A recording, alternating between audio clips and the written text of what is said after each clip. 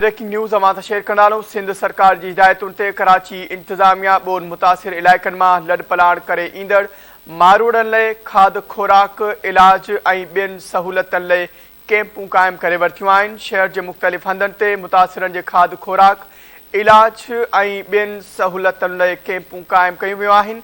धरती टीवी जे programme news review में ॻाल्हाईंदे कराची जे कमिश्नर इक़बाल मेमण चयो आहे त कमिश्नर ऐं DC ऑफिस में कैंपूं लॻायूं वियूं आहिनि जिते मुतासिरनि खे समूरियूं सहूलियतूं फ़राहम कयूं वेंदियूं।